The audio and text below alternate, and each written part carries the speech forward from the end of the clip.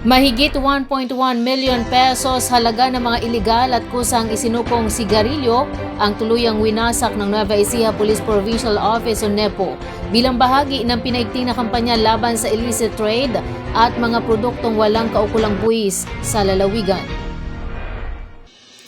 Isinagawang programang Condemnation and Destructions of Surrendered and Illicit Cigarettes sa Camp General Mariano N. Llanera, Cabanatuan City nitong umaga ng June 24, 2026 kung saan kabuang 1,468 reams ng sigarilyo ang nagkakahalaga ng 1,146,543 pesos ang sinira at tuluyang itinapon upang hindi na muling maibalik sa merkado.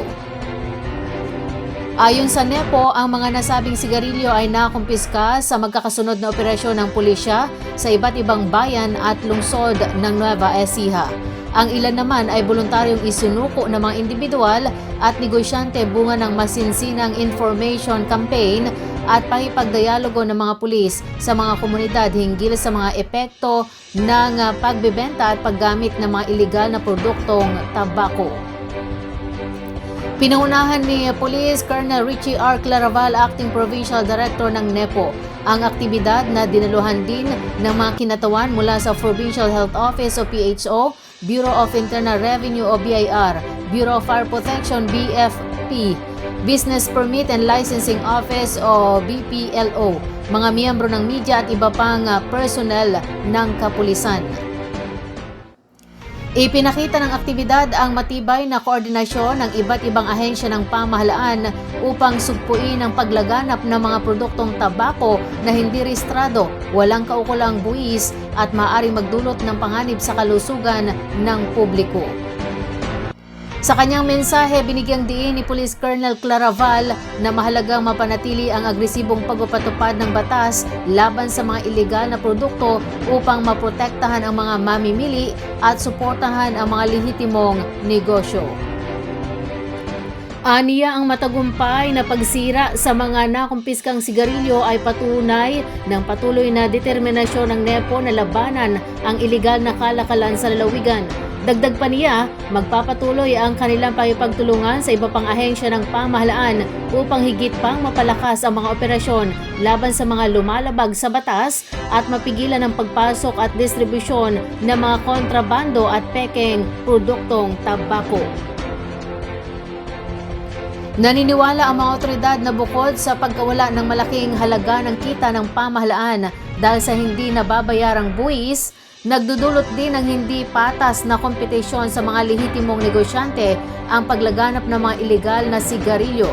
Dahil dito, hinihikayat ng NEPO ang publiko na patuloy na makipagtulungan sa mga otoridad at agad na iulat ang anumang iligal na aktibidad na may kaugnayan sa bentahan at distribusyon ng mga ipinagbabawal na produktong tabako.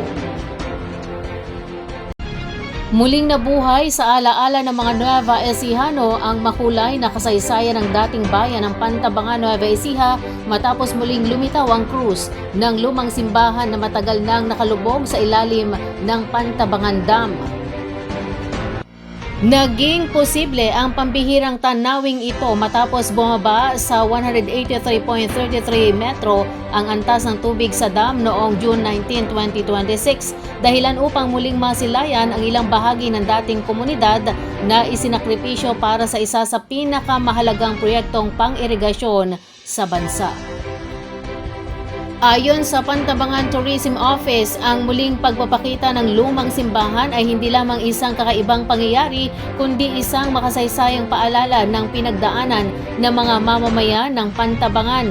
Anila, ang dating bayan na nakatago sa ilalim ng tubig ay nananatiling mahalagang bahagi ng pagkakakilanlan at kasaysayan ng lugar. Sa tuwing bumababa ng malaki ang level ng tubig sa dam, unti-unting lumilitaw ang mga bakas ng dating bayan kabilang ang bahagi ng simbahan na nagsisilbing simbolo ng pananampalataya at katatagan ng mga residenteng inilikas noong dekada 1970 upang bigyang daan ang pagtatayo ng Pantabangan Dam. Hindi ito ang unang pagkakataon muling nagpakita ang mga labi ng lumang bayan batay sa ulat ng DOST Pag-asa. Isa sa pinakamababang na italang antas ng tubig sa kasaysayan ng dam ay noong July 27, 2020 nang bumagsak ito sa 175.86 metro bunsod ng matinding kakulangan sa ulan. Kapag nasa normal na kapasidad ang Pantabangan Dam, natatakpan ng malawak na tubig ang buong dating komunidad kaya't mistulang isang karaniwang lawa lamang ito sa paningin ng marami. Ngunit sa ilalim ng tubig ay nakatago ang isang makasaysayang bayan na minsang naging tahanan ng libo-libong residente bago ito tuluyang ilubog para sa pambansang proyekto. Malaki ang naging papel ng Pantabangan Dam sa pag-unlad ng agrikultura sa gitnang Luzon, partikular sa Nueva Ecija. Ang dam ang nagsisilbing pangunahing pinagkukunan ng tubig para sa malawak na irigasyon ng mga sakahan, dahilan upang makilala ang lalawigan bilang Rice Granary of the Philippines o kamalig ng bigas ng Pilipinas. Bagamat ang pagbaba ng level ng tubig ay indikasyon ng kakulangan ng ulan at hamon sa sektor ng agrikultura, nagbigay naman ito ng bihirang pagkakataon sa kasalukuyang henerasyon upang masaksihan ang isang mahalagang bahagi ng kasaysayan na karaniwang nananatiling nakatago sa ilalim ng tubig. Para sa maraming residente at mga bumibisita sa lugar, ang muling pagsilip ng lumang simbahan ay hindi lamang isang tanawin kundi isang makapangyarihang paalala ng sakripisyo, pag-unlad at kasaysayang bumubuo sa makabagong Pantabangan at sa buong Nueva Ecija.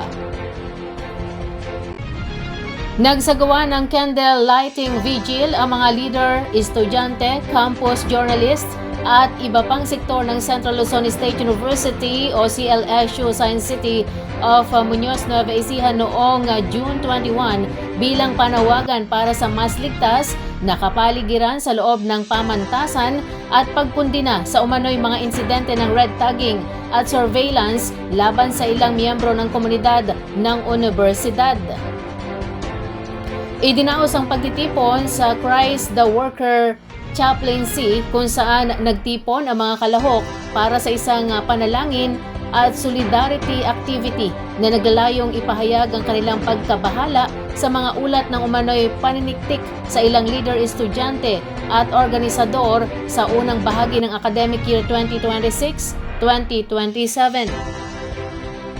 Ayon sa mga dumalo, ang aktibidad ay hindi lamang protesta kundi isang panawagan para sa paggalang sa karapatang pantao, kalayaan sa pagpapahayag at seguridad ng mga estudyante, guro, kawani at iba pang kasapi ng akademikong komunidad.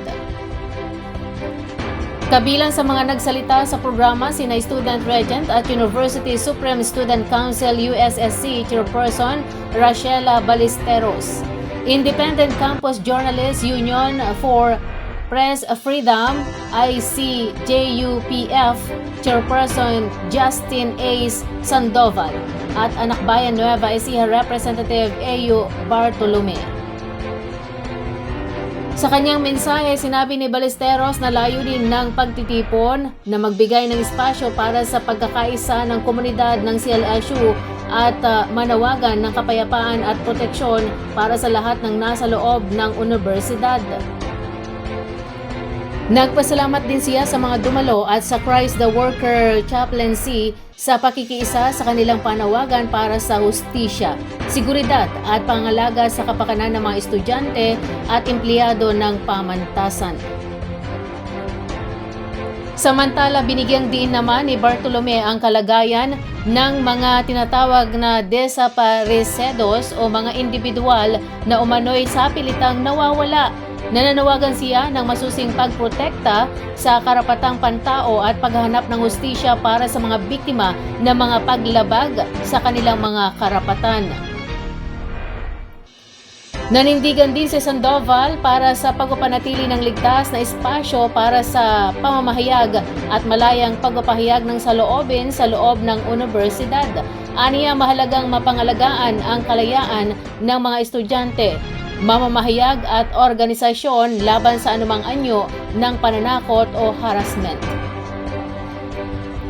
Ayon sa mga organisador, sina Ballesteros, Sandoval, Bartolome, Loy Matias ng Unity of Leaders and Students for the Advancement of Democratic Students' Rights and Welfare o USAD-DSRW at isa pang hindi pinangalanang individual ay naiulat na umano'y isinailalim sa surveillance ng dalawang hindi nakilalang sibilyan malapit sa kanilang mga tirahan sa unang linggo ng kasalukuyang akademikong taon. Bagamat wala pang opisyal na pahayag hinggil sa pagkakakilanlan ng mga sinasabing nagsagawa ng surveillance, sinabi ng mga organisador na mahalagang mabigyan linaw ang insidente upang matiyak ang seguridad ng mga apektadong individual at maiwasan ang pag-uulit ng mga kahalintulad na pangyayari. Nagsimula ang programa sa pamagitan ng banal na misa bago sinundan ng candle lighting ceremony bandang alas 6:30 ng gabi. Ang pagsisindi ng kandila ay nagsilbing simbolo ng pagkakaisa, pag-asa at panawagan para sa kapayapaan at proteksyon ng mga miyembro ng komunidad ng CLSU. Bilang pagpapatuloy ng kanilang panawagan, nakatakda rin umano ang isang student walkout bilang karagdagang paraan upang ipahayag ang kanilang mga hinaing at kahilingan para sa mas ligtas at makatarungang kapaligiran sa loob ng pamantasan.